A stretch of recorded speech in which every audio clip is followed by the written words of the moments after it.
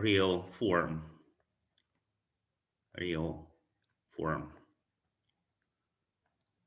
of a well, regroup, or simple split real form of a split of a simple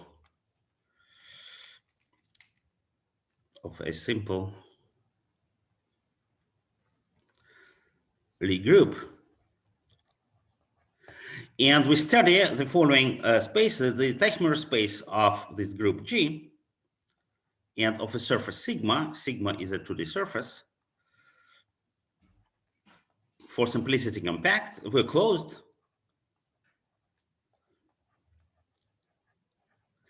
And Teichmüller space is some subset in the space of homomorphism of representations of pi1 of sigma to G. And well, and there are plenty of ways to characterize this subset. And one of the main ways to do that is it's kind of what is called positive representation. So this is consists of positive, so T of G sigma are positive representations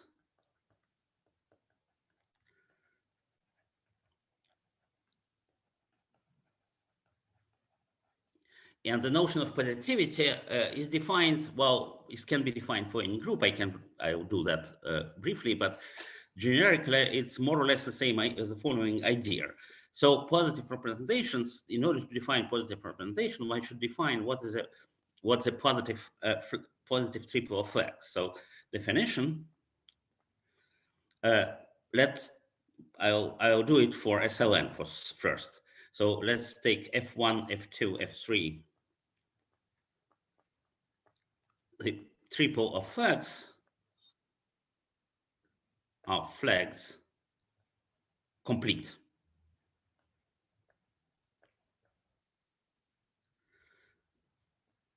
In Rn,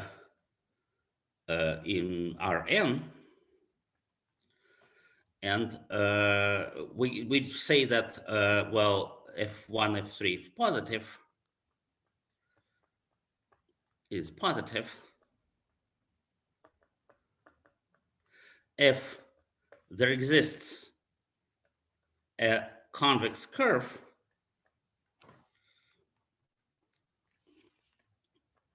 gamma such that these three flags are such that F1, F2, F3 are oscillating flags for this curve.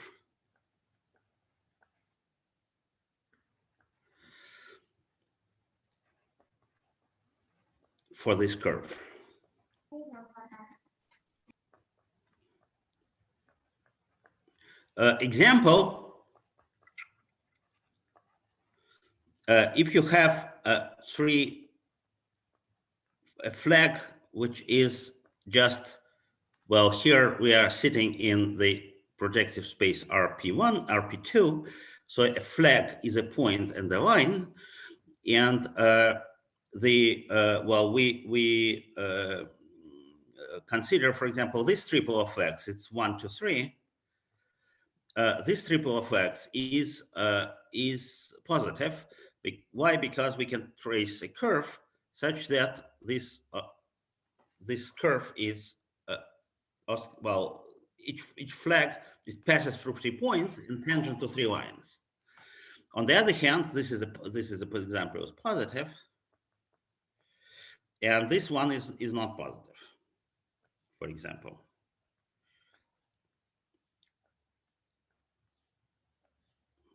If you try to draw a curve which is tangent, so it's necessarily will be not convex. So convex curve, it means that any line intersect this curve not more than in 2 points. Well, it's just... Volodya. Yes. Does this mean that the flags are the spaces are affine spaces? Sorry. Well, maybe one moment. Maybe I should not define projective space. Projective. In RP2, in So- RPn-1. So a triple of flags and RPn-1, yeah? In RP, well, in R triple flags in Rn, and if you have a flag in Rn, then you can, of course, consider this flag in RP in projective space. It's just easier to draw the pictures in projective space than in vector space. And what is the picture for the standard Teichmüller space? The standard Teichmüller space, it means that just you have the points, well, you have 3 lines, and positive triple is a positive which is just for n equals 2. If n equals 2, then positive triple it just means that they are in the order. So this is a RP1, and this is positive triple 1, 2, 3, and this is non-positive. It's positive, and this is non-positive. 1, 2, 3. Then you go counterclockwise, it's non-positive. Then you go clockwise, it's positive.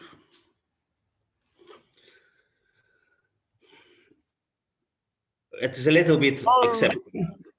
What is the definition of a convex curve in higher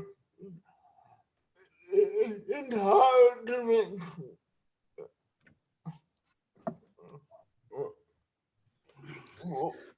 What's the definition of a convex curve in higher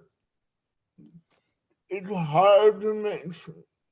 Well, in higher dimensions, the definition is just the same as, well, for SLN, the definition is just I gave you the definition in higher dimensions. So it means that I need to draw a triple is positive if you have a curve which is convex. So convex means it doesn't intersect any hyperplane is more than n-1 points. And it's such that all these flags are oscillating flags for this curve. There is another definition which works even for any group, not necessarily SLN. But what I want to say that before giving definition of positivity for any group, I will just mark what is the Teichmüller space. So the space T of sigma. Sorry. Well, maybe I should mention another thing. That suppose you have a map. Of course, if you have a representation, an element representation space, well, some map rho belonging to the representation space of your pi1 of sigma to the group G, then you may do the following. You can consider all the rows such that, well, for any now, if you have an element gamma belonging to pi1 of sigma, then you can associate to it two things. So for gamma, you can associate on one hand, you can associate the corresponding monodromy, so rho of gamma, and on the other hand, for that you can associate V of gamma, which is the flag in the F of gamma, F of gamma, the invariant flag.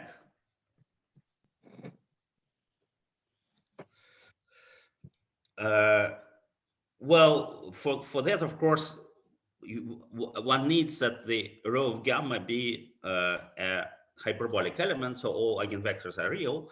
So if all eigenvectors are real, there is an invariant flag, standard 1, which is given by the eigenvalues ordered by absolute value. So there is a canonical invariant flag. And on the other hand, for any curve, you can associate a point in the boundary of the universal cover of your surface. So you have your surface, you can take the universal cover of that. And this universal cover has a boundary. Well, in order to figure out what is that, is maybe you can imagine that it's having a hyperbolic structure, but it really doesn't matter. The set of all possible. So you have your maybe I should draw the picture. So you have a curve, and even you have a closed path. Then it's gamma. Then universal cover. You have this closed path gamma. Turns out to be to about infinite curve. So it goes. For example, you would pick orientation this way. So for this gamma, this is the point x of gamma. So this will be x of gamma, the end point of my closed curve. Well, the set.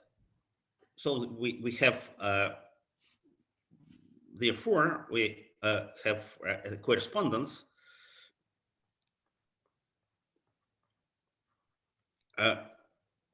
x of gamma, f of gamma. So for x of gamma, the set of all x of gamma is a subset of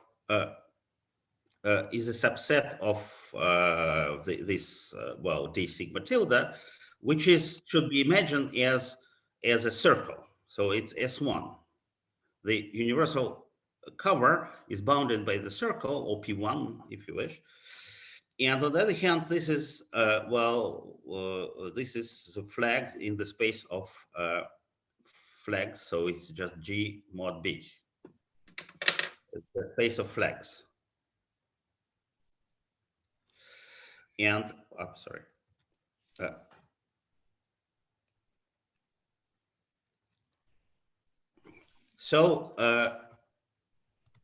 Finally, we say that a representation. So a representation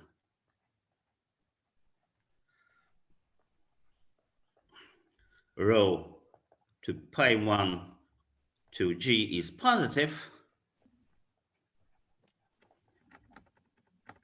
if this correspondence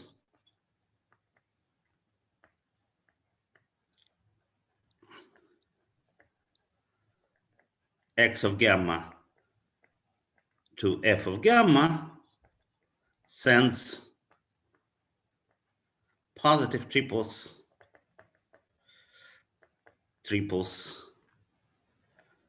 to positive triples.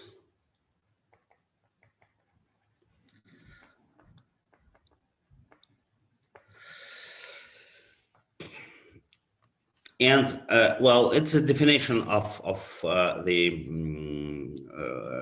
and the Teichmüller space T of sigma comma G is the set of positive representations.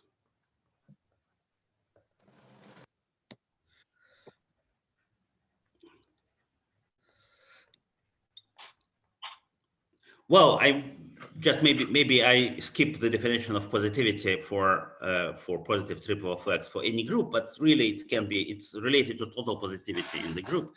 So this can be done for any group for E8 if you wish. So for for anyone. Well, in particular, for SO2, G is equal to SO2 or PSO2, whatever PSO2. We have the positive map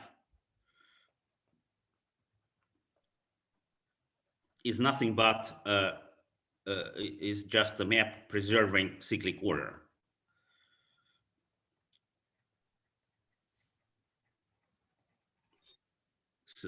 Cyclic order.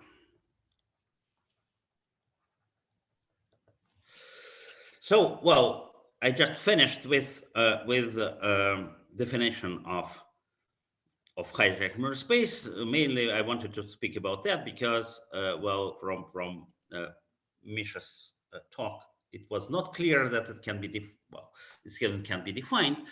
But now well, my aim of the talk today, well, and this is well-defined and well-studied construction. So more or less everything is clear for that. Well, not everything, but many things.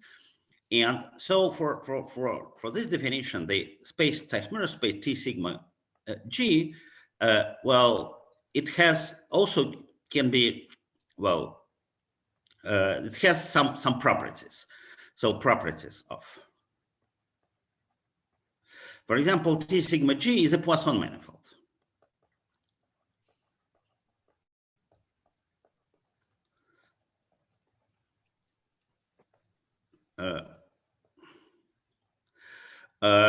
Well, this follows from the fact that it's a subset of the maps of representation of pi1 to G, because any representation, character variety representation of pi1 to G has a Poisson structure. Of course, there is a action of the mapping class group. So mapping class group and mapping class group of sigma, which is equal to diff sigma by diff 0 of sigma x on T, preserving sigma G. But one property. Second property. Third property, there is a canonical map.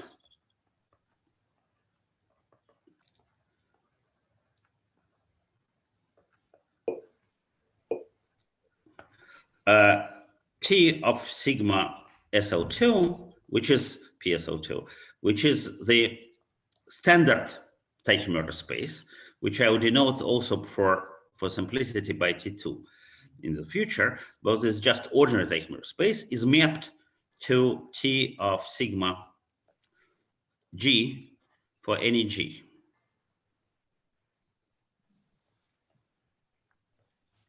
Simple G. And this is just this map. For simple G.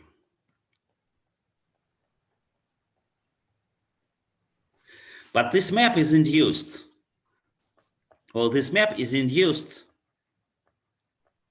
by the map, the map PSO2 to G. This is just, well, this is a principal PSO2 subgroup. So it's just principal PSO2 subgroup. Maybe I should have mentioned at the very beginning that I consider not only simple groups, but also suppose that these groups are without center. So it's just the G is a joint split real group. So it has a PSO2 subgroup.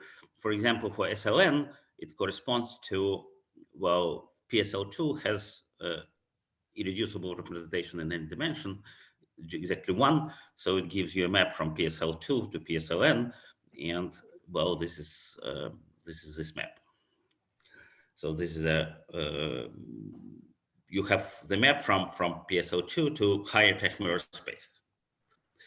It also gives another definition of higher tachymeter space, that higher tachymeter space is just you take the map from, well, using this map, using map PSO2 to G, you can define what is, well, you have some subset in the space of maps from pi1 to G, and then you deform this set. So, well, whatever. Well, now these are properties which are kind of easy to determine by the definition. Now I want to say that for SO2, there are some properties which have no counter. Well, maybe I should also mention one property which is quite for. This is T of sigma G is simply connected.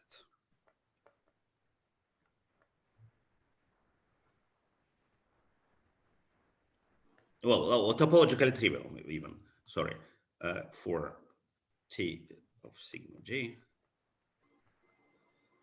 is topologically trivial. Can I ask you a question about property 3?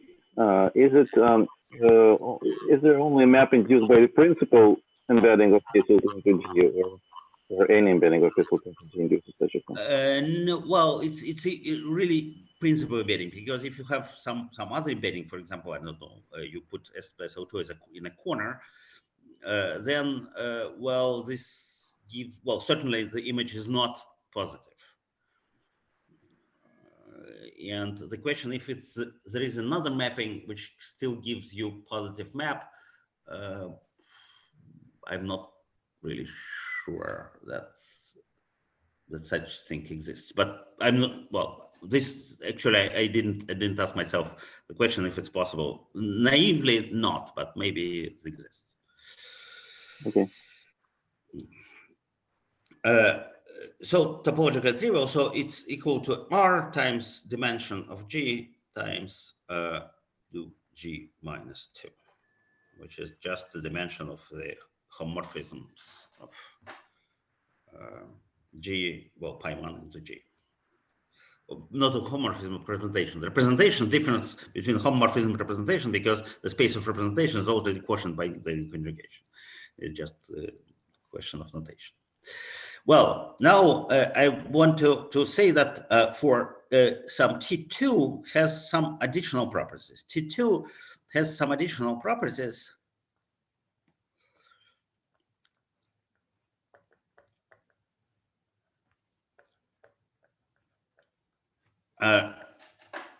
namely, well, the T2 is a complex vector space, is a complex variety.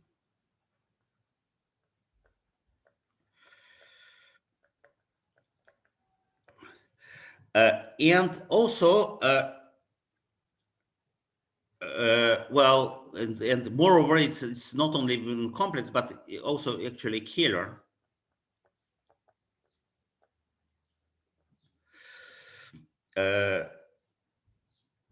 Moreover, what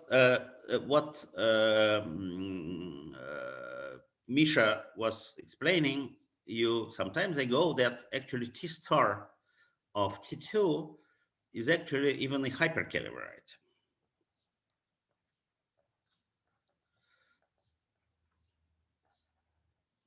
Once again, it's just kind of very fresh statement, but nevertheless, it seems to be correct. Sorry, T2 is a hyperkähler variety. And also there is a number 7, there is a, well, it's not only, well, there is another property which was invented by Laborie, discovered, that there is a map, a canonical map from T3 to T2.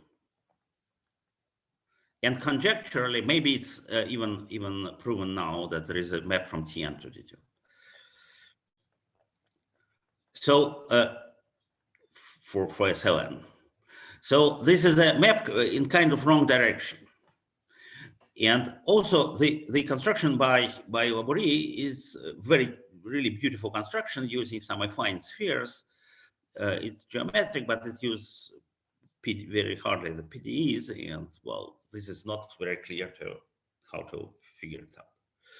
So now I come back to the higher complex structures, and I want to say that I want to give a definition of my aim for today is a give a definition of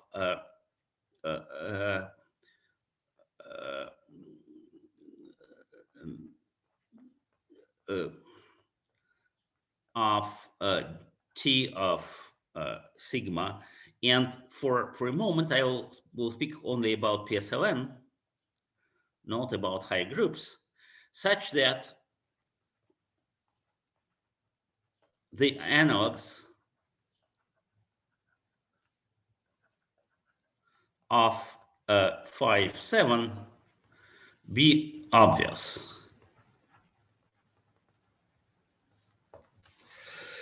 And once again, my program will not be finished well as I announced, because first of all I consider only PSLN, but it's one restriction. Another restriction that I will define not the equivalent definition, but I give a definition of another space which is conjecturally. So main conjecture that my new definition gives the same space as before, but it's not yet proven, and I'll give you some argument why it's true, but so far rigorous proof it doesn't exist. Now I'll pass to the definition. So this new space will still have an action of the mapping class group. Sorry, could you repeat it? This space will still obviously have an action of the mapping class group. Yeah, of course there is a. I mean 2.7.5.7, but all previous as well. Yeah, there is a mapping class group action. Yeah, of course, everything should be functorial. So definition is the following. So the definition the sub of a higher of T hat. So it will be space of some differential geometric structures. Modulo some group action. So this is just purely differential geometric definition, and so it's given by generalizing the notion of complex structure. So, remark.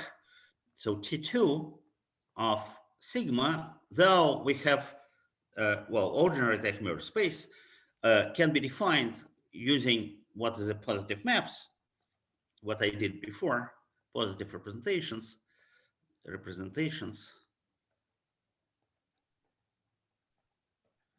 But there is another thing which is quite familiar for you, that is just the space of complex structures.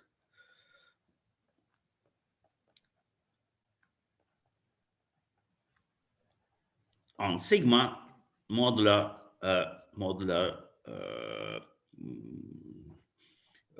diff 0, the diffeomorphism homotopy equivalent to the identity.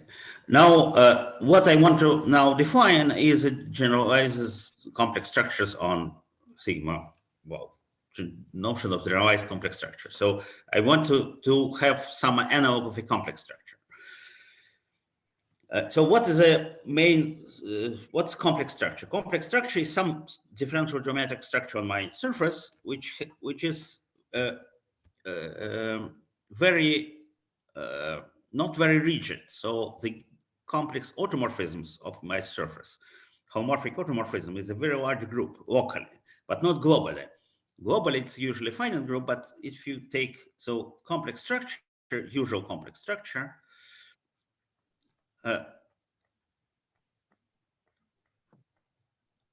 it's something which has, first of all, it is a large local automorphism group.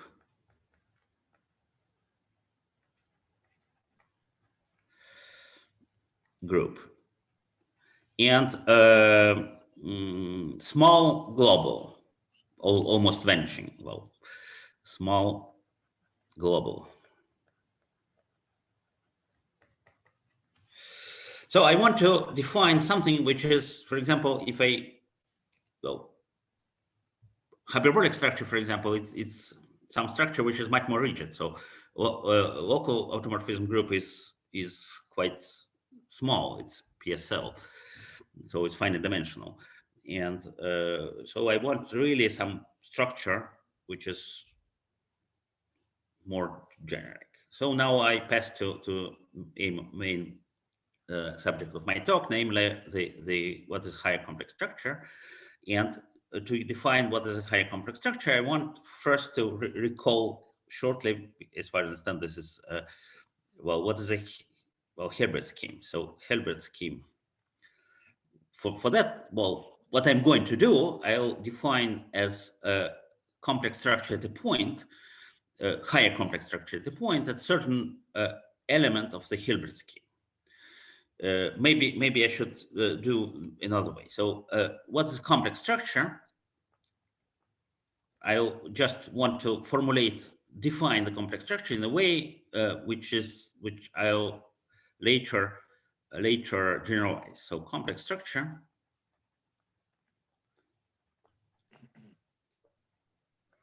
this is an operator, of course, operator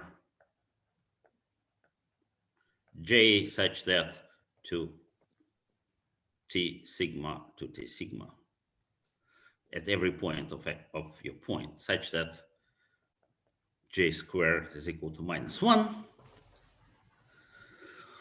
And on the other hand, the same thing can be defined as a, well, operator square of -1 is defined by its eigenspace.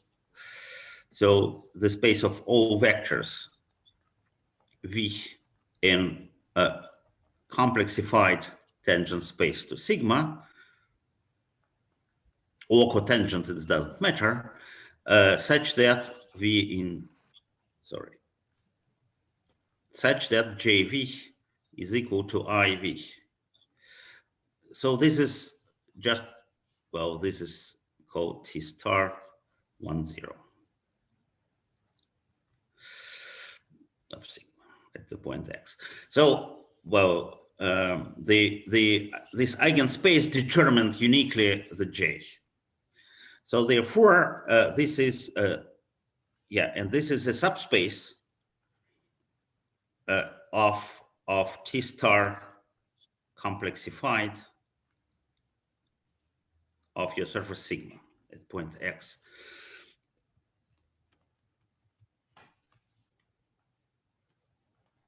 So, well, the picture should look like the following. So you, at every point of your surface, you have a tangent space, and in every tangent space or cotangent space, you fix a line.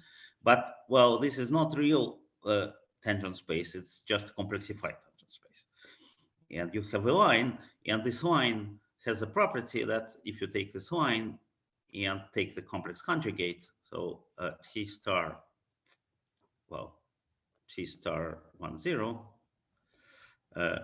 X intersection with its complex conjugate, 10 X bar is just 0. So it's the, well, once again, it's not real geometric picture because all this, these lines are in complex space, but if you take a line, his conjugate, they are different.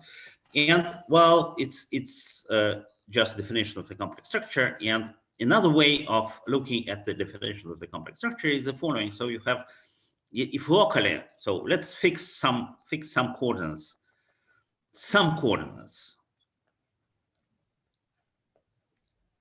complex coordinates.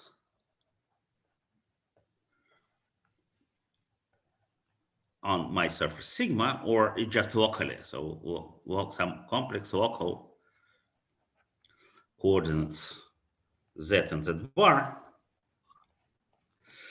Then the space T star of 0, 1 is generated by some vector, which can be written as dz plus mu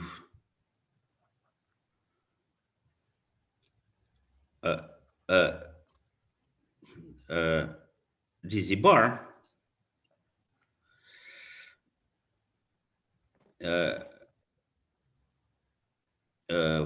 yes, and so this is just any subspace.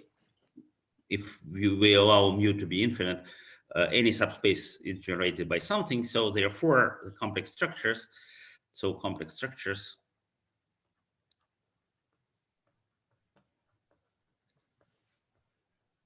are isomorphic to the space of mu's, and mu is an element. Well, locally it's just a ratio of one moment. It's maybe I should write other way around. Sorry. It's more. I'll put.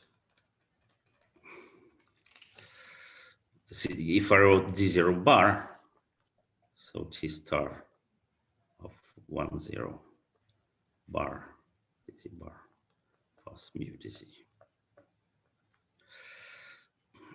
It's mu belonging to k bar k inverse. So this is a well, this is some expression which is the section of such a vector bundle, the line bundle. Well, whatever complex structure. Otherwise, one can also say that t0 t star 0 1 is something which is this space can be I think that we are going to have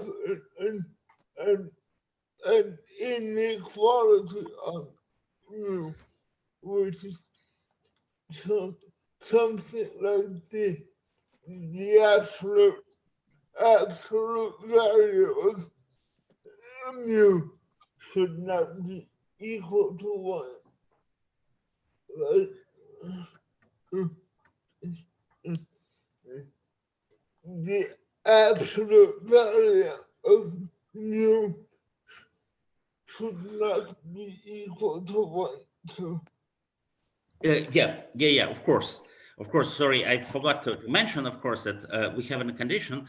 This condition translates to the condition that mu, absolute value of mu, is not equal to 1, because otherwise this space and its constant conjugate do not intersect by 0. So this is an important condition. And of course, if mu is somewhere well, if you have some complex structure on a connected surface, so mu can be either everywhere less than 1 or everywhere greater than 1. So we just impose a condition. We may impose the condition for simplicity that mu is less than 1, and that will be parameterizing complex structure, well, half of complex structure, a connected component. Yeah, thank you for the question. Of course, this is important. So you have well, this space. So let's consider this space as a space parameterized by two numbers, p and p bar. And p bar, there are just coordinates which are dual to dz and to z bar. And therefore, this space is given, well, as a linear space, is just given by the equation p bar equals to mu p. And well, p squared is equal to, yeah, well, one can just consider this space. So this is two-dimensional vector space, one-dimensional vector space, sorry. This is a one-dimensional vector space, and this vector space can be identified as a space of solution for the equation of this. So, well, whatever it's, I want, well, this thing, I understand this expression is actually quotient. You can have a space of polynomials of p and p bar, and then you take quotient with respect to two relations. P bar equals to mu p, and p squared equals to 0. So, well, you can easily see that this is just a space of all, is isomorphic to a space of all vectors that define these equations in two-dimensional vector space.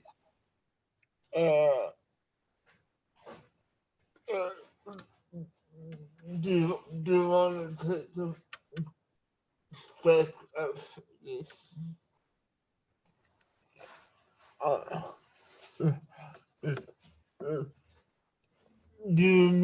that you want to take the spectrum of this quotient algebra.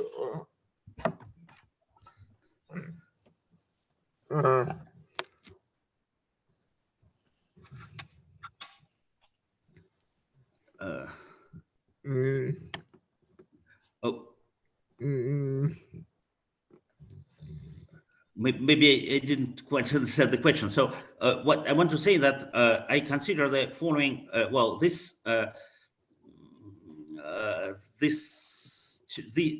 have two equations. So I consider systemification as a well, this is it's kind of informal definition. Formal definition is the following. So I take just the polynomials. Roman suggests to write spectrum on the right side, because you defined algebra, and on the left side you have the line. So this line is the spectrum, probably. So on the right you have algebra, on the left side you have a geometric object. Maybe I should this is right. You're right. It should be formulated like that. So the line is the space of solutions for this equation.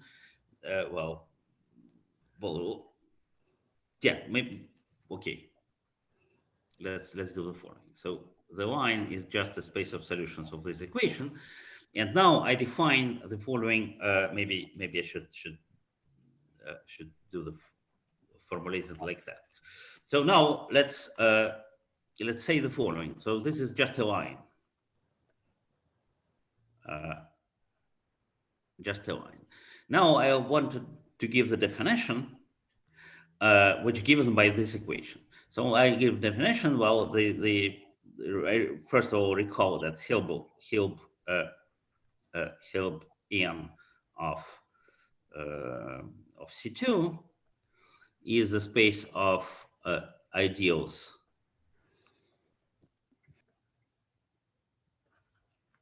in C of symmetric algebra of C2, but I'll just write down as C of PP bar in order to use the same notation of codimension.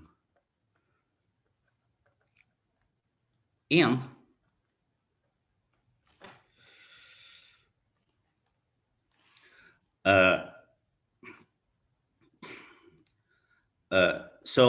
Hilb 0, so there is a map, the Cho map, which sends the Hilbert to the n of C2 to the symmetric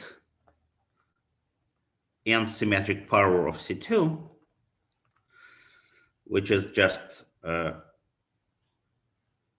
support of this ideal is given by the support of the ideal, and Hilb 0 of C2 will be the Cho inverse of 0.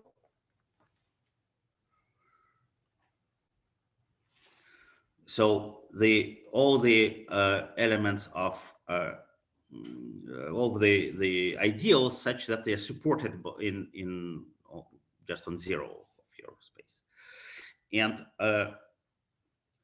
we say that an element, an ideal I in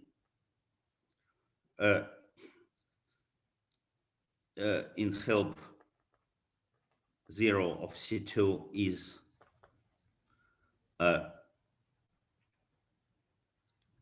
not real if non-real if you take I and you add with its complex conjugate, and you get just the principal ideal, so ideal generated by P and P bar. So of course, it's just analog of the statement that your lines, before we had these lines which intersected only at one point at 0. So this condition can be reformulated in the way that if you consider functions annihilating at one line and it's complex conjugate, then they generate everything except, well, every function which vanishes at the origin. So this is this condition is satisfied. Now the proposition. So now a little proposition that if you have such an ideal, that you can write it explicitly in coordinates. So a non-real, any non-real ideal can be written, has a form, or maybe it has the form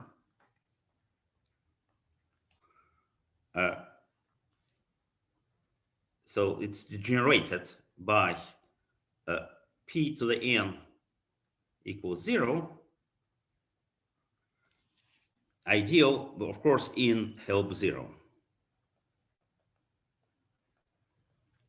of C2, and p bar equals, and I'll write down mu2 p plus mu3 p squared plus mu to the n p to the n minus 1.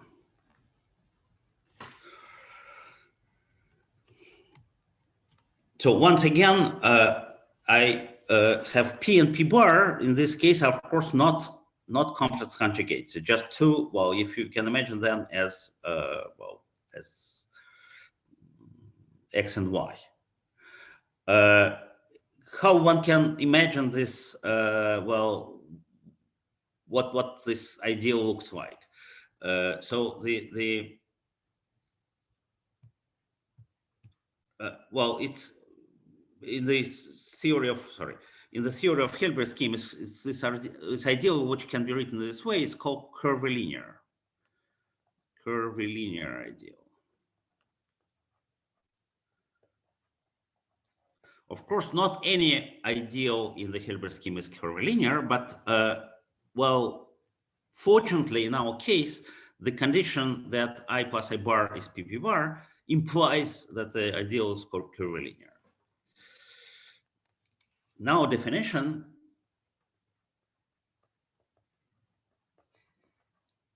The higher complex structure and complex structure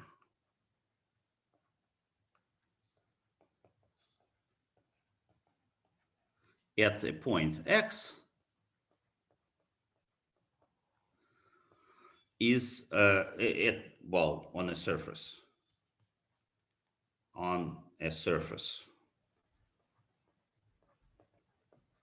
Sigma is association of a non-real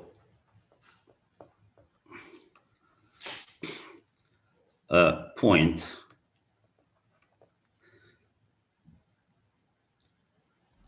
on real ideal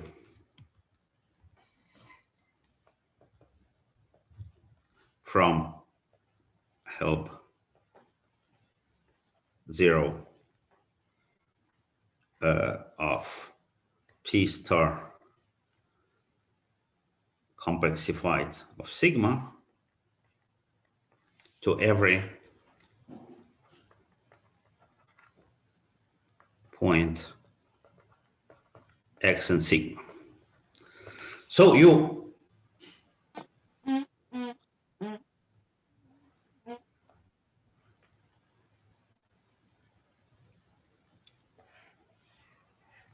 roughly the difference between the standard complex structure that in standard complex structure you have had these tangent bundles to every point, and you had lines here. The difference that now you have, instead of lines, you have curves, which are not well, and actually you have no just curve, but just jets of curves. So you have here n jets of curves. So at every point. So this is well, how one should imagine the structure. Of course, these curves, once again, these are curves which are not in the real tangent space, but in the complexified tangent space. And we require that these curves, the tangent space, well, these curves be transversal to their complex conjugate at the origin. So, but the first approximation is just you imagine that you have some curve or a jet of a curve at every point. So what is nice about this definition then is obviously, well, observation. Sorry, that, Volodya. Yeah. There is no n in your definition. You define an n-complex structure, but you require nothing about the ideal. Sorry, the ideal, I require that this ideal is cube n. So it's ideal codimension n. Yeah, but then you should write that in your definition. Okay, thank you. Help 0, of course, help 0 n. Yeah. Well, maybe, yeah, help 0 n. Yeah. Thank you, of course. Can I ask? Yeah, of course. In the classical complex structure, you have something like Hodge decomposition, but for this nth complex structure, is there some? Does it also look like a Hodge decomposition? Maybe symmetric power of the tangent space. Good question.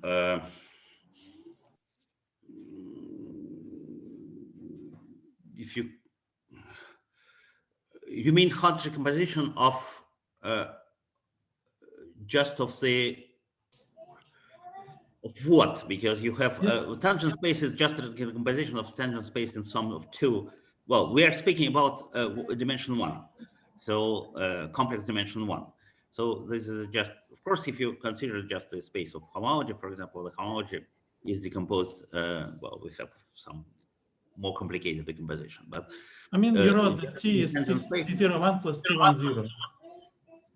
Here you of course you have T01 plus T10 here as well, but do you have some more advanced structure? I mean, maybe your n-complex structure will have will give a Hodge decomposition of a, I don't know, symmetric power of the tangent space, of the complexification of the symmetric power.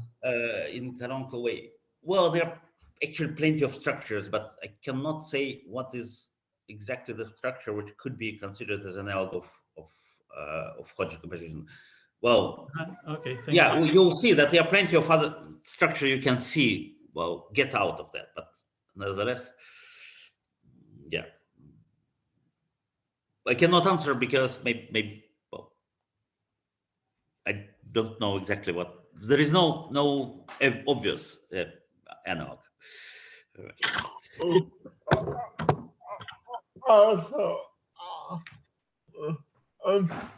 I'm not quite sure I understand why you have to take the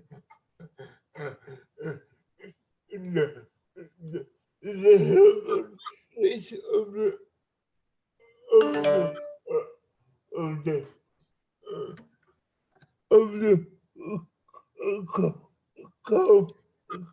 co-tangent bundle to sigma and not just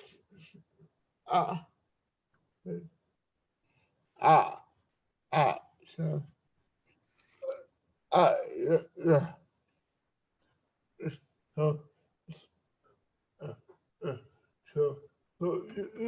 So you don't want to consider the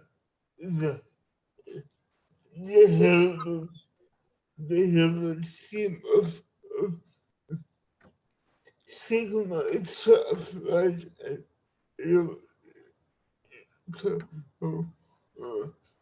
I mean, you could consider the Hilbert space of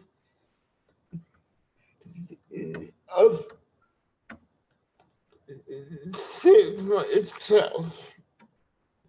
It's like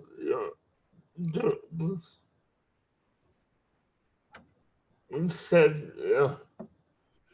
consider so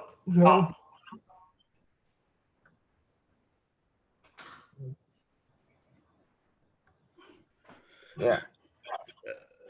Sorry, maybe I didn't quite understand the last remark. Well, this is I'm sorry. So yeah, this is a.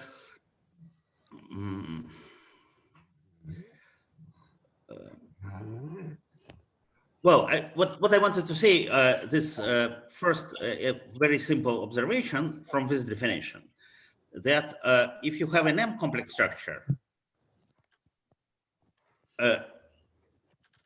then it's obviously implies the n-1 complex structure, n-k complex structure for any k, but n-1 complex structure.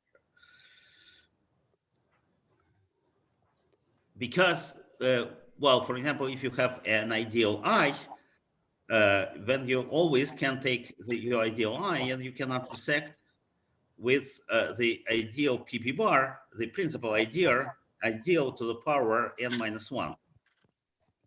And this will be, well, the codimension of this ideal will be, this belongs to help 0 to the power n-1.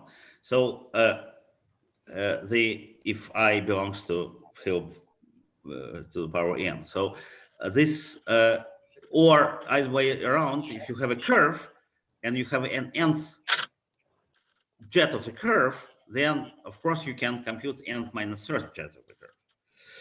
You probably want to add ideals, not intersect. You should add, yeah, certainly should add. Thank you, of course. So it's obvious observation, but well, everything is fine. Now there is a notion of complex structure, but there is a problem because the space of complex structure is infinite dimensional. So you essentially what you have here the space of complex structures is just given by all these mu's. So you have complex structures locally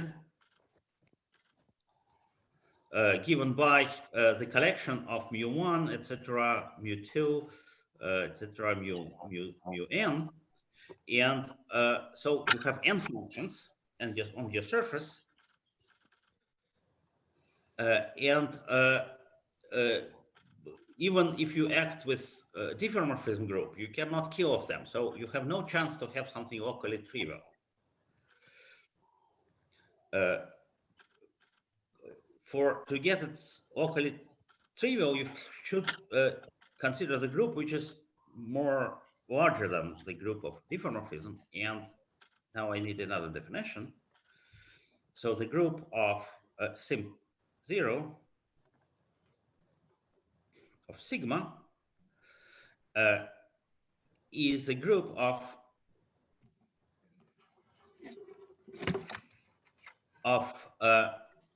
Hamiltonian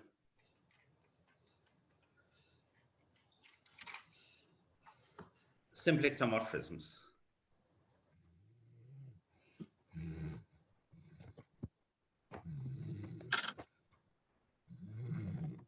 of T star of sigma preserving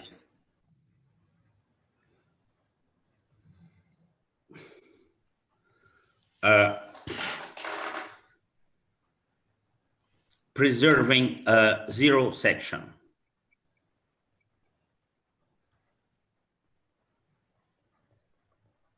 Setwise. So therefore, well, a little observation that the ordinary diffeomorphism group is a subgroup of sim0. Because if you have a diffeomorphism of your surface, then of course you can extend it to the cotangent bundle.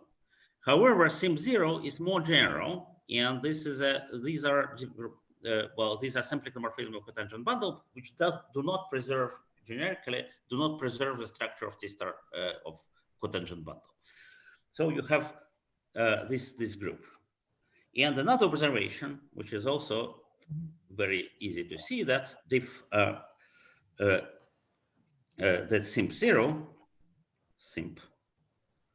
zero of sigma acts on generalized on n complex structures.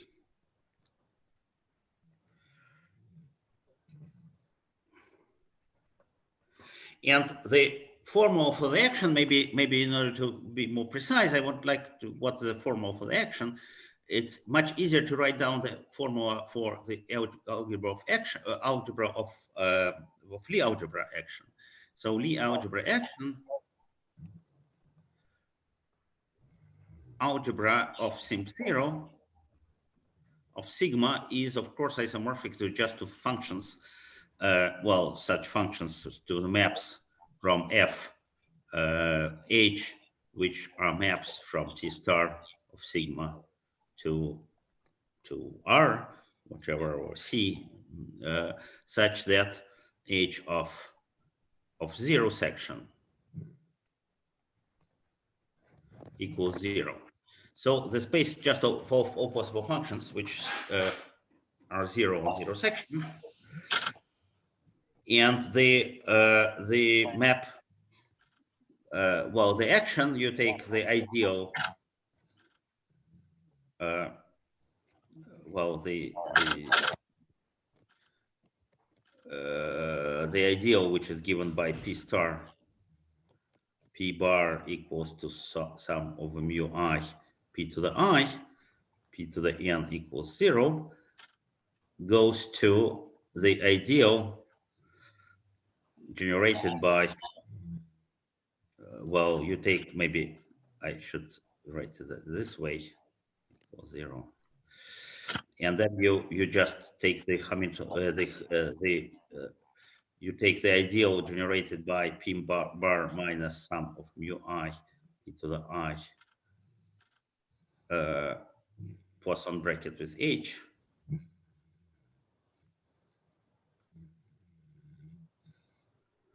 No.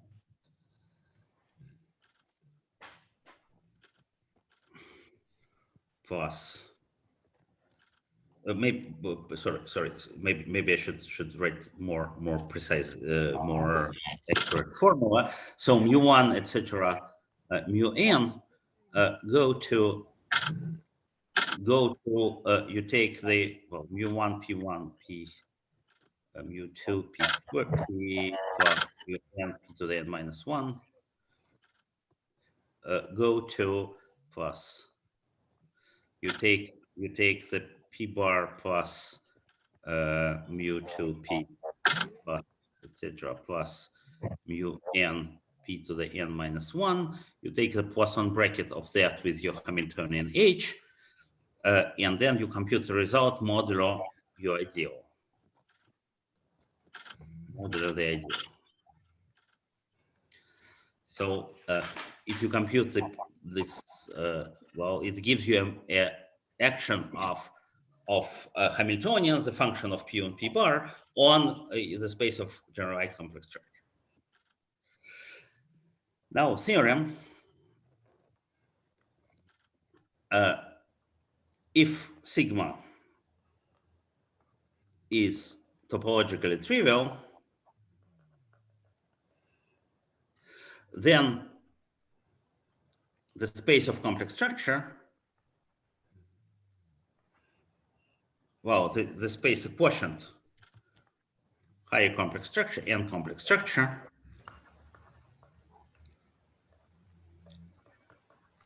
modular this simp 0 of sigma is just one element. It's one point. So otherwise, there are no local moduli.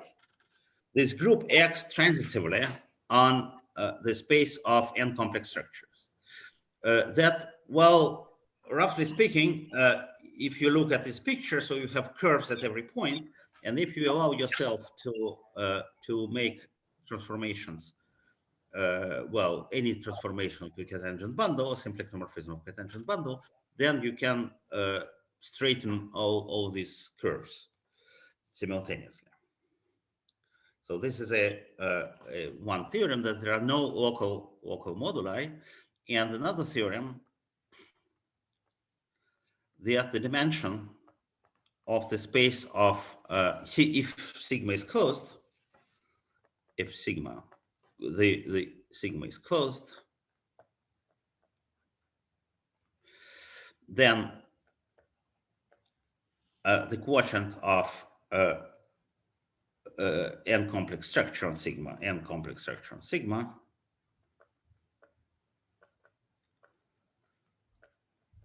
quotiented by this group simp 0 of sigma, is a well, a space, some space, the dimension, well, it's just by definition is T to Tn hat. It's my higher Reichenberg space, is just a definition, but well, it's not a theorem, maybe it should be definition. And the theorem, some simple theorem, these are the property of this space. And the, one moment, theorem A, T n hat is topologically trivial.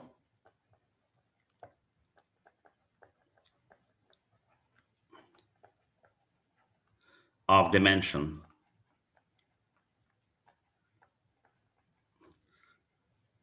n times n minus 1 times, sorry, no, right, correctly, n squared minus 1 times 2g minus 2. B,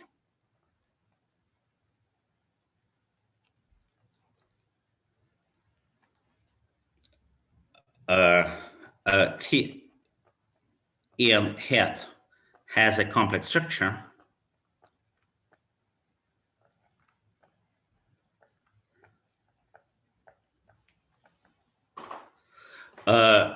well, it has complex structure because essentially all the definition is kind of complex. So there is no, well, it comes, there is, well, maybe I should say also where it comes from. Then I'll discuss a little bit, well, time permits, some cotangent bundle to the space. Well, there is a map. Well, of course, there is a canonical map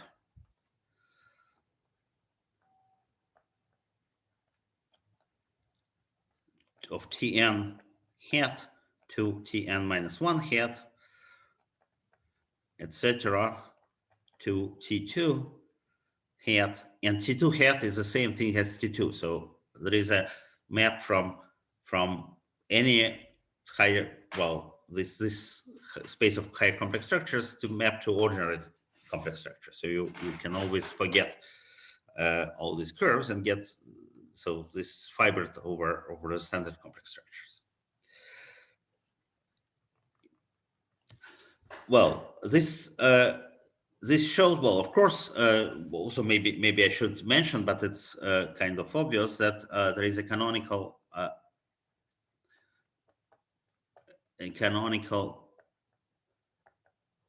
mapping class group action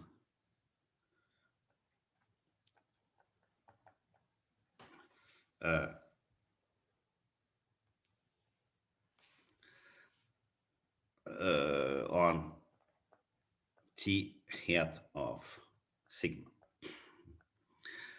Well,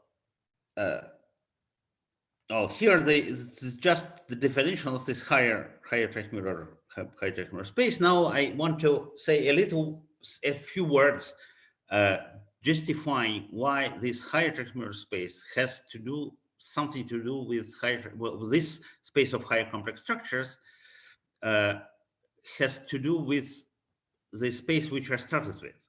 So we have the object. Sorry, can I ask a quick question about simplex homomorphism? So So your group, by definition, is it connected or not? I mean, you consider the action of connect. I mean, you consider symplectomorphisms which preserve the zeros x section, and then you consider just connected component of identity, or you consider the full group.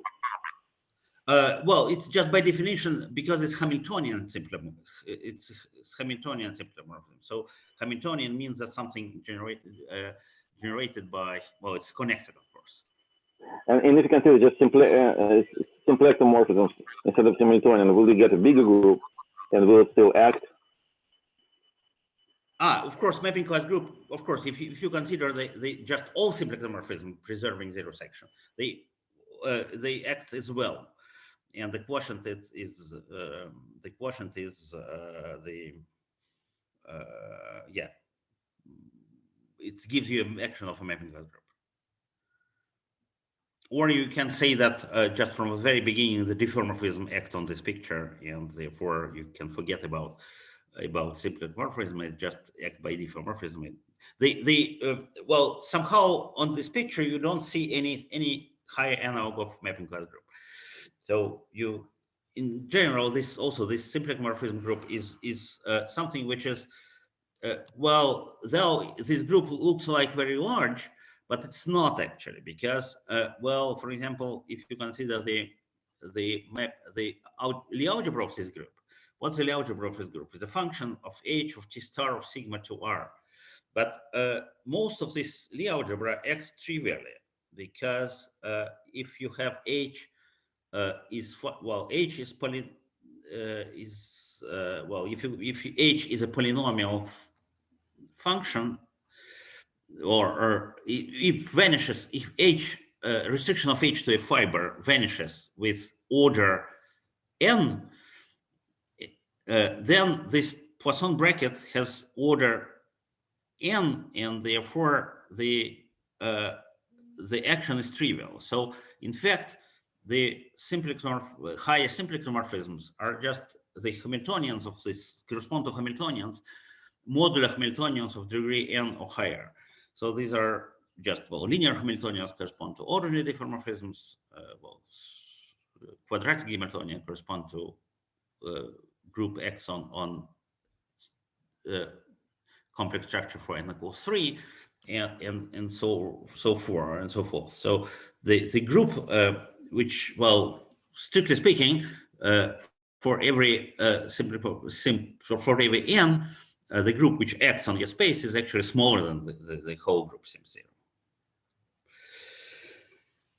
Well, is it true that you, so first that you said that it's a simple theorem that dimension is this n squared minus 1 tends to g minus 2, simple, and actually you almost computed it right now, yeah? I almost not really, but I will. I want to describe, in order to compute the dimension, how one computes the dimension. One computes the tangent space, the dimension of tangent space, so therefore, well, or contingent space. So I want to describe a little bit, so the contingent space. Well, so the last subject, and it allows compute dimension. Contingent space to t hat, sorry.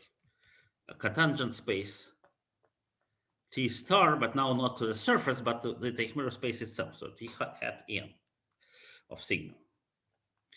And the idea is more or less the following: that remark, if you have well, the Hilb 0 of this Hilb 0, well, I wrote Hilb n, well, contains an open subset, open dense subset, which is generated by what's the difference between the Hilb 0 that you have, instead of, you have, well, the ideal, which is given by p to the n plus t1 p to the n minus 1 plus etc. plus tn equals 0, and well, p bar plus mu equals mu0 plus mu1, well, mu1, mu2, p plus etc. plus mu n p to the n minus 1. So here I wrote a really generic ideal. So the difference between Hilb 0 is now that we have not p to the n equals 0, but well, it's well, all of the coefficients are non-zero in this particular case. So this is Hilb n, and well, you can consider Hilb n quotiented by C2 because, well, you have n's, well,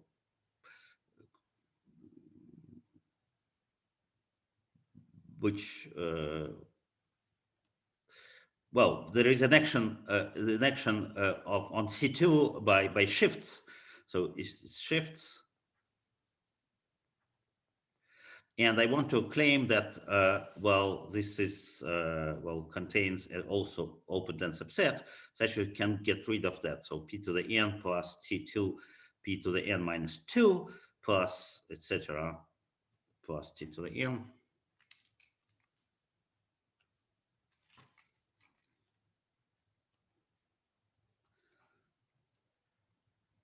Plus t to the m. Tm, and p bar equals mu 2p plus mu np to the n minus 1. So if you consider quotiented by this C2, then you really, well, can get rid of two of these coefficients. It's not very, very important for a moment.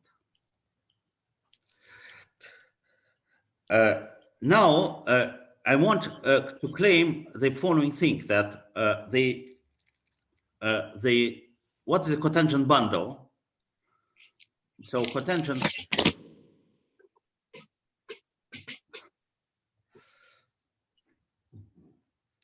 so the following claim, maybe also I should write the following definition.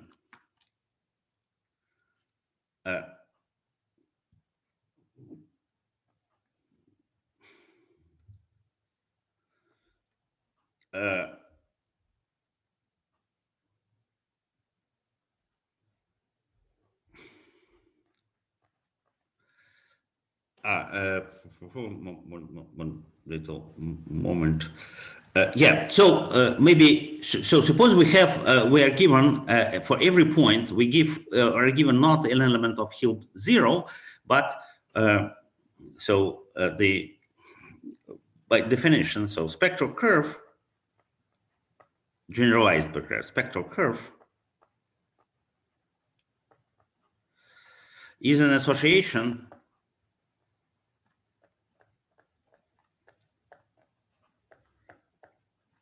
of an element. So it's the same thing, not Hilb 0, but just Hilb n. So element of Hilb n quotiented by C2, Hilb n, maybe, well, element of Hilb n of T star sigma complexified quotiented by T star sigma to every point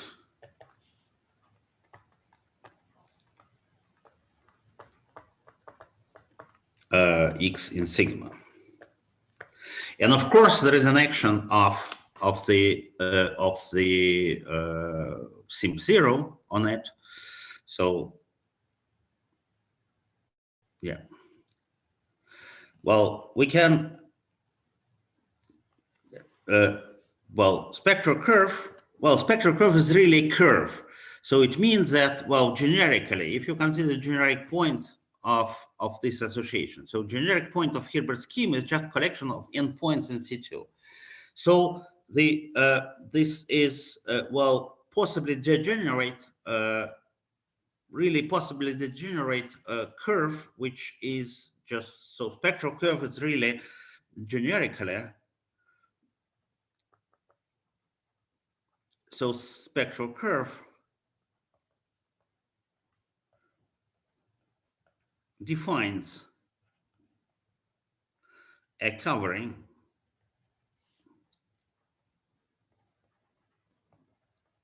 sigma tilde to sigma, and sigma tilde in the curve in T star of sigma. So you have really a curve instead of T sigma, which is of the covering of degree n.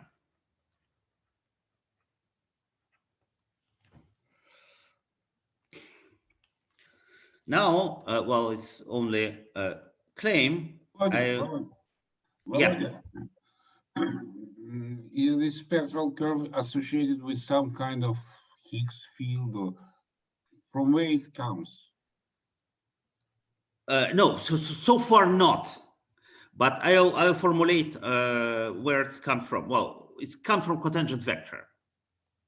I want to say that more or less the space of spectral curves. Well, the claim is what I want to say, that the spectral curves.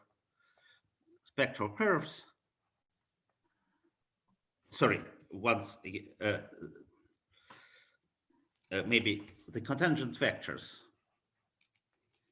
Well, the claim is the following, which I formulate in a little bit not very precise way, but nevertheless, cotangent vectors, elements of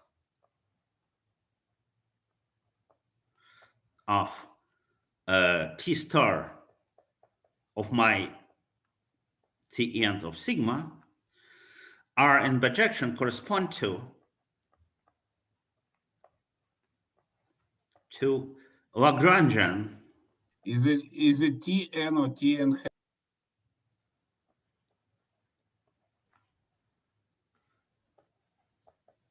Lagrangian spectral curves. So the claim is the following, that on one side, I can compute it's a result of some computation. I can compute two things. First, I can compute the cotangent bundle to my Teichmüller space. So my Teichmüller space Tn is parameterized by mu2, mu3, etc., mu_n. So the cotangent vector to Tn hat will be parameterized by the same thing, mu2, and the dual variable, which I will call T2, mu3, T3, mu_n, Tn, with the Poisson bracket given by, or symplectic structure given by sum over I, integral over my surface, delta mu I, delta Ti. So this is a standard, so cotangent bundle to the space, maybe, this mu et is a cotangent bundle to the space of all mu's. Now I want consider, I can compute this cotangent bundle, and I need to impose certain condition on the variables t, which assures that they vanish on my group action. So it's really, Tn is a space of mu's quotiented by simp 0. So this will be, cotangent bundle will be the space of mu and t is quotiented by simp Hamiltonian reduction with respect to simp 0. And it's, it amounts to be that mu2, mu3, etc., comma, all these t's, also t's, t1, t2, etc., tn, satisfying certain conditions of the type d bar t2 equals something, d bar t3 equals something, so some conditions. So some conditions on t's, on t. On the other hand, you can do another computation, namely, you can consider your spectral curve. So these conditions, well, the claim is the following: that this condition on the spectral curve, condition on the t's, is the same thing as this condition are equivalent that the spectral curve is Lagrangian. Is Lagrangian. So what is on the right-hand side of this d bar, t2, t3, etc.? Well, for example, d bar subdivided by mu2 dt2 plus it's just plus 1/2 mu sorry. Well, I do d bar t2 minus mu2 dt2 plus 1 2 t2 d mu2 equals 0, for example. So it's some expression in terms of well, some differential operator acting on t2, some differential operator acting on t3, etc. So there are some expressions which vanishing ensures that, well, it's Hamiltonian reduction. So these are essentially Hamiltonians of your action. And the claim is the following: that this vanishing of these Hamiltonians, well, it's of this symplectic group action, is equivalent to the fact that the curve itself defined, so these mu's and t's in the same time define your spectral curve, so some curve in the cotangent bundle. And the claim is that the fact that this Hamiltonian vanishes equivalent to the fact that this curve is Lagrangian. I'm confused about some stupid thing. So it's Lagrangian where? So it lies in what symplectic manifold? It's well, it's a curve in the cotangent bundle to the curve. But every curve is Lagrangian. No, because this is not holomorphic curve. It's not holomorphic. If it's a holomorphic, yes, any holomorphic curve is Lagrangian. But here it is not. You have all these, well, you have d bar, it's not 0. So you consider just, well, once again, it should be taken with a grain of salt. So you need to formulate it a little bit more precisely. But the simple claim is the following: that the well, Lagrangian coverings of sigma, of spectral curves, these are in bijection with cotangent vectors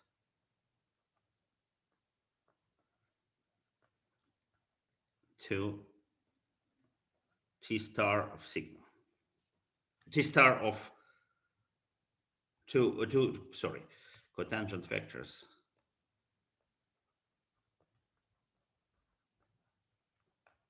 to Tn hat of sigma. And N is the covering, right?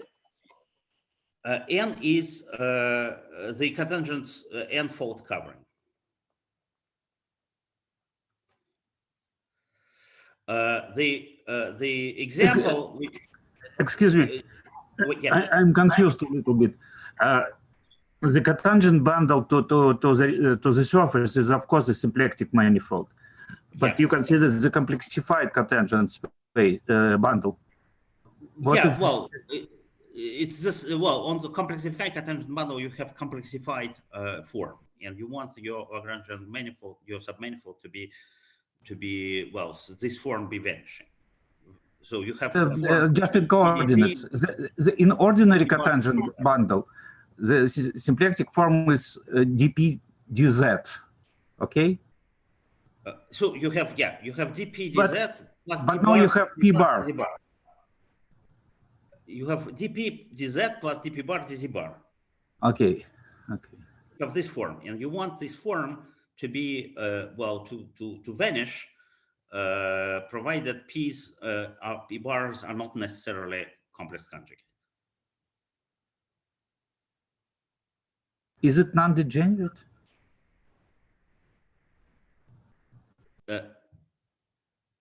You have more P's than Z's. You have more, well, did not degenerate in a local vicinity of, well, the condition is just what the formulation. You take your P's, which are the solutions of this equation, to P to the n plus T2, P to the n minus 1 plus etc. equals 0, and P bar equals T, well, mu 2 P plus mu n minus n P to the n minus 1 equals 0. So it gives you a point, well, all these T's and mu's, T's are functions of Z and Z bar, and mu are functions of T, mu of Z and bar. You substitute, well, you can solve this equation, and this system of equation has n solution generically. So you substitute this here, and you want this form to vanish. It's just Lagrangian in this sense. Okay.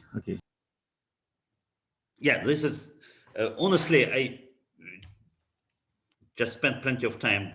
I think you have to polish your formulations.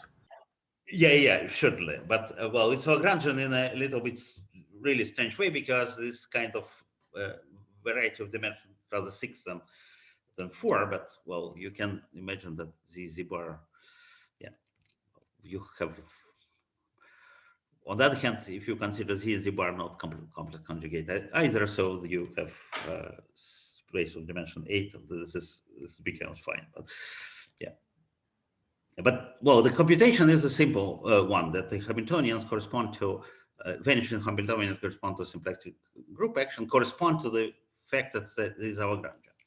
And I want to say that there is an example which is quite well known, and it also was explained here by Anton. Then if you have the situation, then you have n equals 2, then the cotangent bundle to ordinate Eichmiller space T2 is just the space of quadratic differentials. So you have complex structures, surface sigma, and the quadratic differential T, quadratic differential.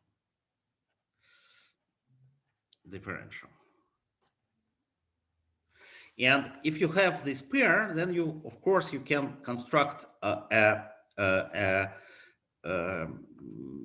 pair of, well, spectral curve, which is given by the equation p squared is equal to T. And if you, so this gives you a curve sigma, which covers, it's double cover of your surface sigma. And the claim is that, of course, since you have sigma tilde belonging to T star of your surface sigma, so therefore you can restrict, and you have alpha is a canonical form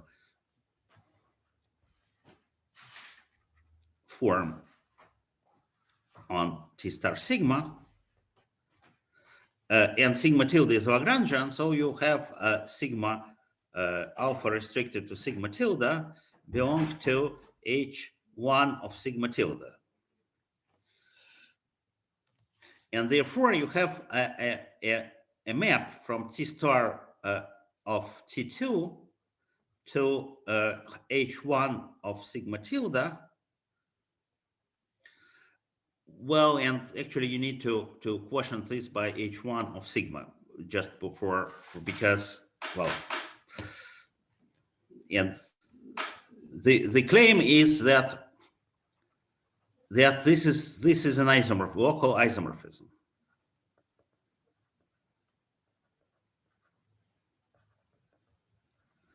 And it's one of the main subject in all this business with flat surfaces, etc. So you really cotangent bundle to Eichmiller space can be parameterized by homology of the spectral curve. Now the main conjecture that this is true generically. So T star, well, maybe it's even not conjecture if you put a hat here, but conjecture if you put, but you can get conjecture claim that, well, yeah, you have a map H1 of sigma tilde, again quotiented by H1 of sigma. And this is also local isomorphism, but in this case you have nth. Well, here you have the, well, this is also local isomorphism. So yeah, well, that's what I want to say. Why it's kind of important for me, because here what people did with all this OPER business. So if you take all mu's equals 0, then you have all your spectral curves become holomorphic, but for any greater or equal than 2, then you have no isomorphism. The right-hand side has much larger dimension than the left-hand side. If you just consider the space of OPERs instead of T star of T hat. Now we have, which parameterized only by T's and not by mu's. But if you have T and mu's, that you have a Lagrangian submanifold here, and this map is has chances to be isomorphism, at least the dimension, the right hand, left hand side is the same, and well, at least, well, the fact that local isomorphism can be just verified explicitly by the explicit computation, so it's even not a conjecture. Okay, I stop here. Sorry for overtime.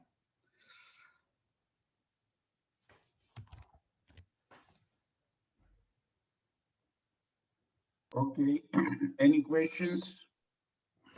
I have a question. So in principle, you developed another approach to the spaces using this laminations, cluster structures, and so on. So does this somehow show up with this, if you think about this higher complex structures?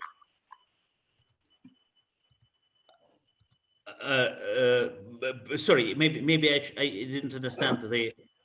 Well, I mean, it has some explicit constructions of some maybe close cousins of the spaces using this cluster structures and laminations and so on.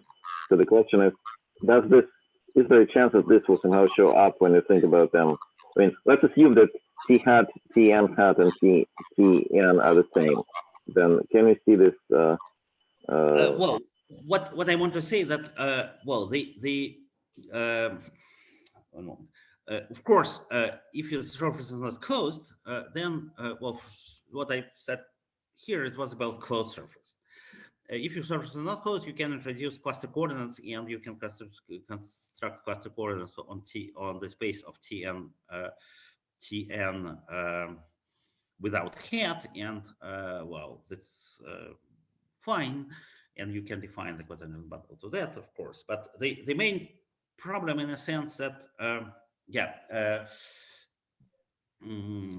how to say that, one of the things which I tried actually to explain in my recent talks. So it's also that this is a Lagrangian submanifold L in well, this spectral curve. So you have spectral curve, and that the spectral curve, if the spectral curve represent to H1 of sigma tilde with values in rationals, well, it might happen. H1 of sigma tilde with values in Q, not in Z.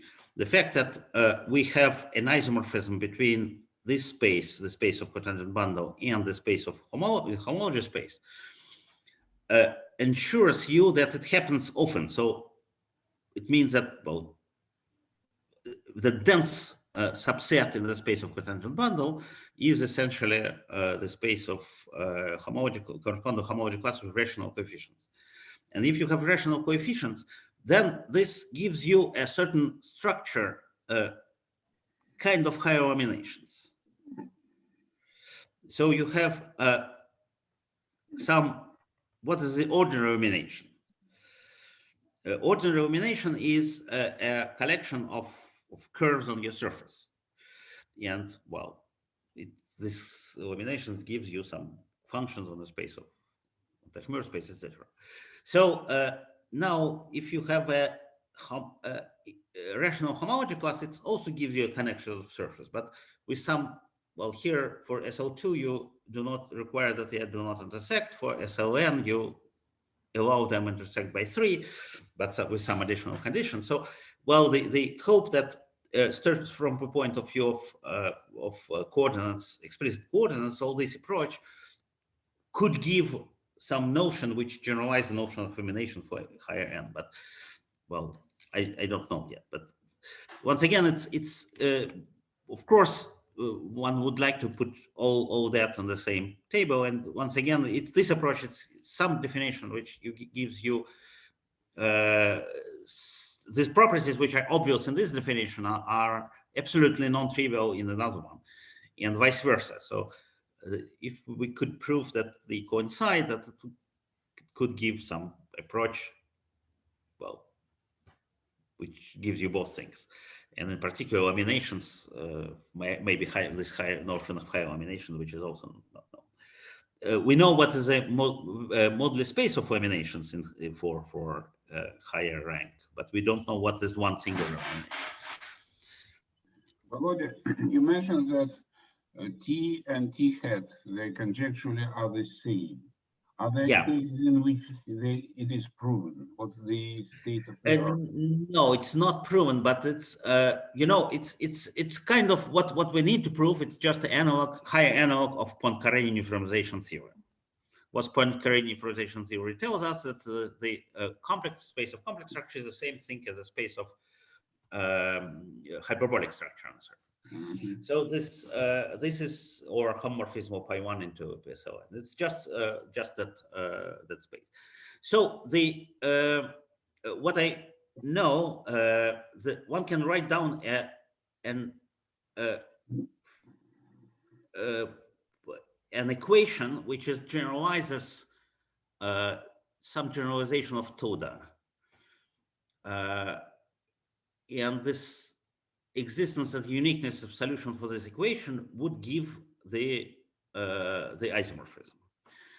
And but it is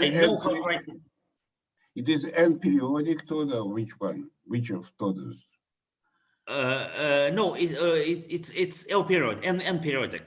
It's n-periodic Toda, but it's not literally n-periodic Toda because it well, n-periodic Toda. It's something about 3 diagonal matrices.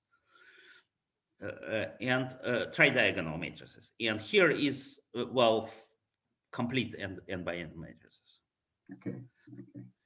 But so if we could, well, kind of two-dimensional, of course, Toda, but we have no idea how to approach this existence uniqueness theorem. It looks like very plausible, but well, my qualification in our qualification with higher with PD is really very poor. Even for elliptic curves for genus 1, it's still hard. For genus 1 is kind of trivial and has nothing to do with for genus 1, of course, this is the same thing, but well, genus 1 without puncture, it's not interesting because you can write down, of course, this relation, but but the group is abelian there, so this is really for genus 1 with 1 puncture, not known, still not known. Okay. But there is a kind of, for example, you can very easily write down a map. So a map, if you have a solution, you have roughly you suppose you have an equation with following form. So we have phi plus lambda phi plus a plus lambda inverse phi cross. Well, you have a connection a of lambda with this form, and you have an equation that dA lambda plus a lambda squared, which a of lambda is 0. So you have this equation, And you can also require, if f and phi cross are nilpotent, then there is an easy computation that from the space of such solutions, so the space of A lambda satisfying this condition, from the space of that, you have a map to T star to Tn. So that you can just write down explicit formula for that. Now, for Tn or Tn hat, sorry, hat. What's amazing, because here is a flat connection, and here is something which has nothing to do so far with flat connections. It's just, well, this hat definition is just high complex structure. So therefore, we hope that there is actually an isomorphism between the two. So the space of solutions for this equation, after some plus certain reality conditions of something Hermitian condition.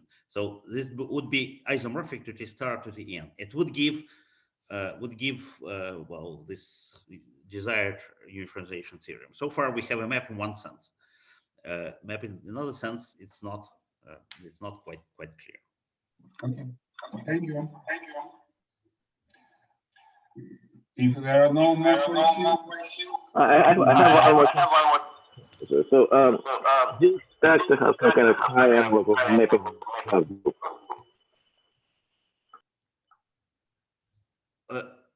Excuse me, could you repeat? Just I didn't. Do you expect to have some kind of higher envelope of the mapping class group?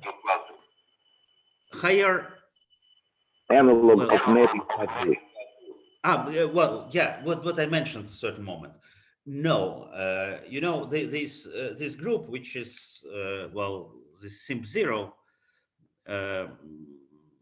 it's a group which is its topologically non-trivial part is div0 plus something which is it's kind of extension of div0, but something nilpotent. So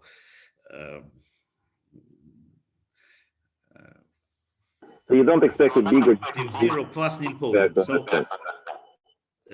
you have no chances to have something non-trivial topologically than well, div plus nilpotent. So everything which is non-trivial topologically comes from div.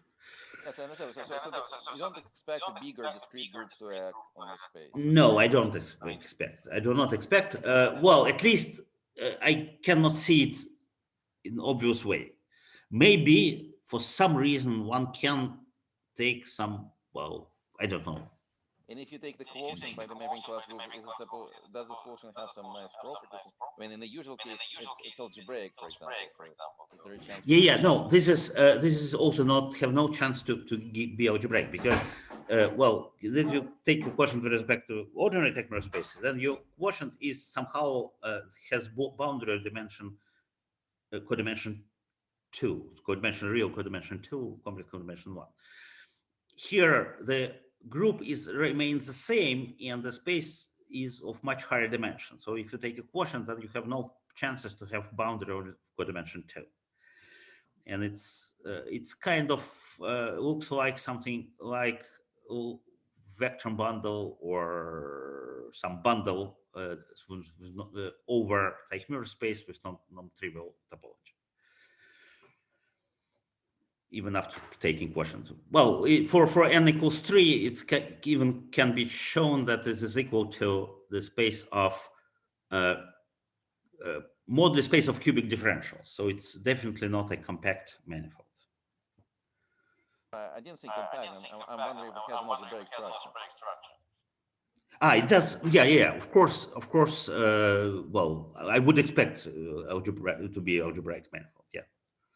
Maybe even I'm not sure that there is only one symplectic structure. Well, at least cotangent bundle to the space is expected to be hyperkähler, and hyperkähler, therefore, it might have just several algebraic structures. Because if you vary hyperkähler parameters, then sometimes algebraic structure changes.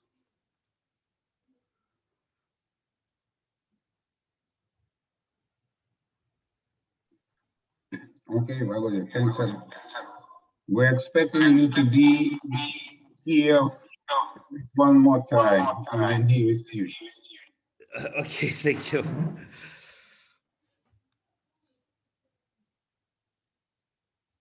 There are also a few questions in chat. One moment, I will just push. Yeah, of course, you can ask. Okay, there are. Sorry, I look at the discussion. Really, I didn't pay attention to the.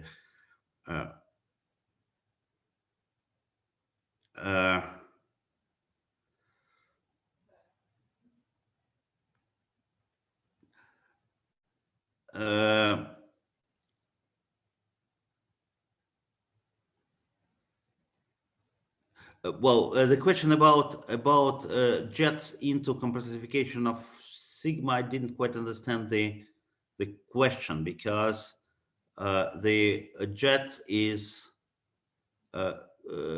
just jets of functions. Well, it's jets of functions on well, of course, jet of curves on the cotangent bundle.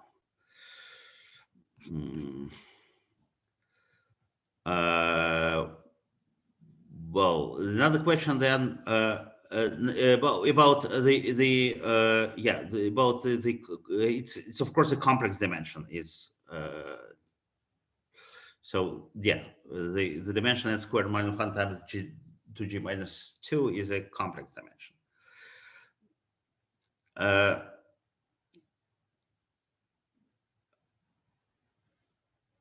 How can it be complex?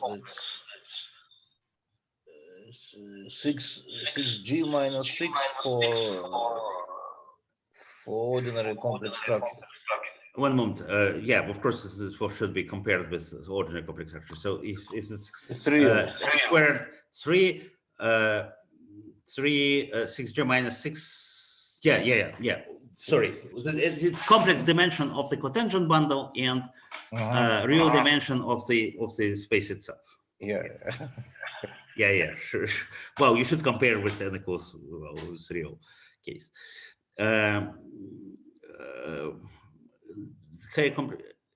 Some complexified version of Lagrangian vibration.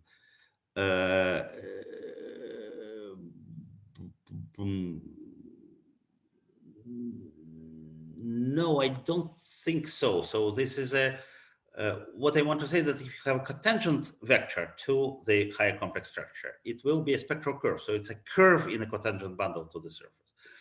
It's not Lagrangian vibration, it's just one fiber, if you wish. For other,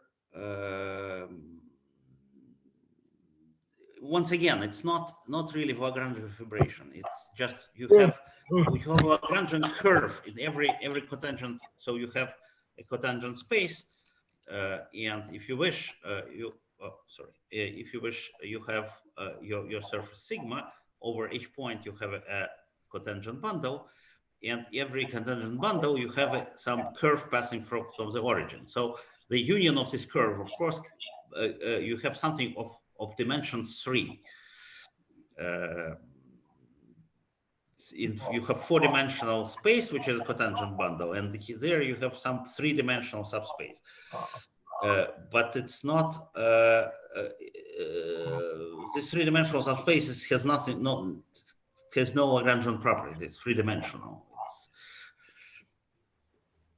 And it's more or less it's any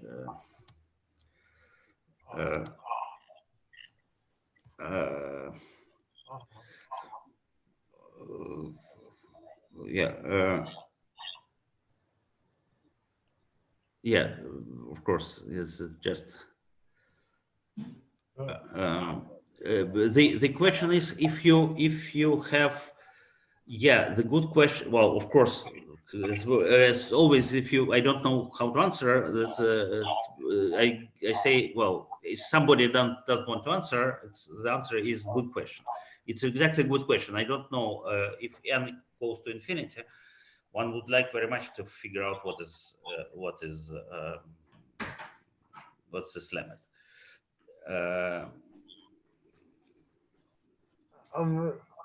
If you have something with an simplest work, then it would be natural to ask for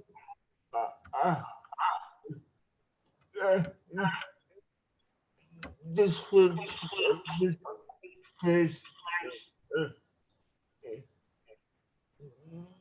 Just in terms of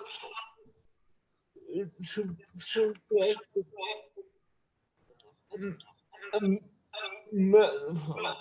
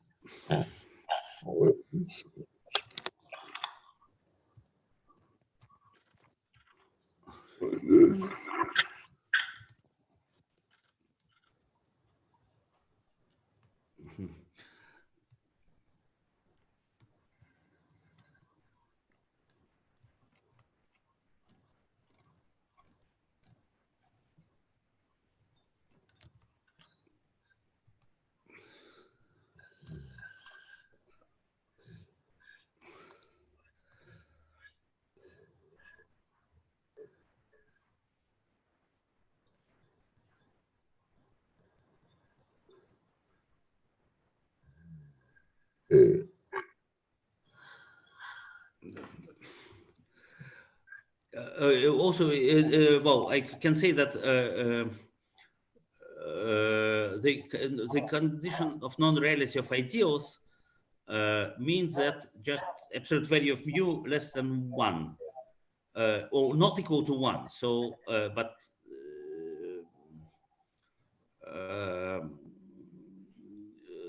it means that if you want this condition to be satisfied on the whole surface, so you have on the whole surface either everything is less than 1 or everything is greater than 1.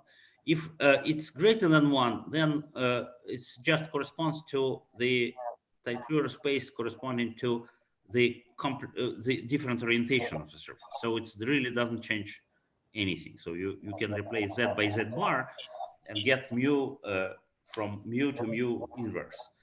So, well, the condition, on the other hand, that's a very nice and non-trivial question.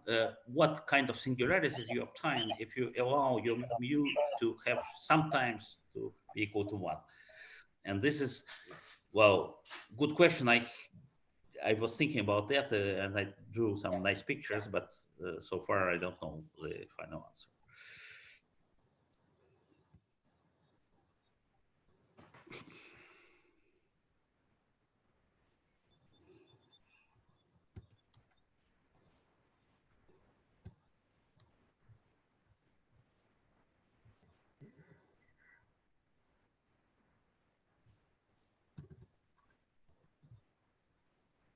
Okay.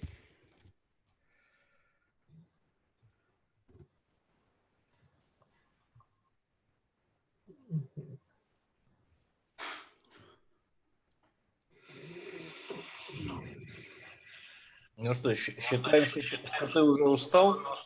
Ну, например, можно. Ладно, ну, тогда спасибо.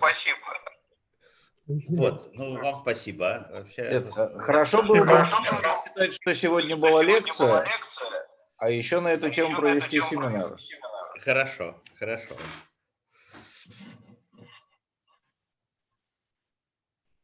Вот, я, чтобы на всех посмотреть, я выключу это самое, последнюю секунду, да. Вот. Нет, ну это примерно половина осталась. Да, я вижу, да. Андрей, привет. Да, спасибо. Привет. Вот, ладно, хорошо, спасибо. Тогда я сейчас пойду. Спасибо. Немножко, спасибо. Хорошо.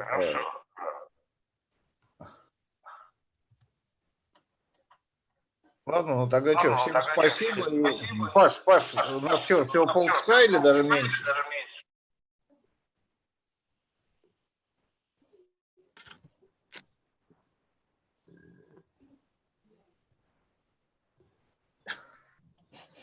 А кто сегодня рассказывает через полчаса? Моим представлением сегодня Рома Гейко рассказывает. Рома Гейко рассказывает, а Паша уже, наверное, отключился. Нет, Паша присутствует в двух лицах и в одном со звуком, но не отвечает. Вот. Ладно, Володь, спасибо. Ну тогда, значит, чего? Если мы захотим семинар, то можно обращаться, да? Все. Все зависло.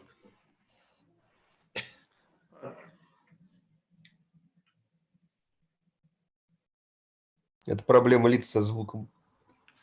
Да, вроде не всегда. Не, было бы здорово, если честно, семинар. Ну ладно. В общем, всем спасибо. Кто-нибудь может из тех, кто еще реагирует, кто-нибудь может выключить конференцию? Да. Вы можете. Ну, я что-то могу сделать. Вот. Ладно, ну потому что докладчик завис вроде бы безбожно, поэтому еще раз спасибо и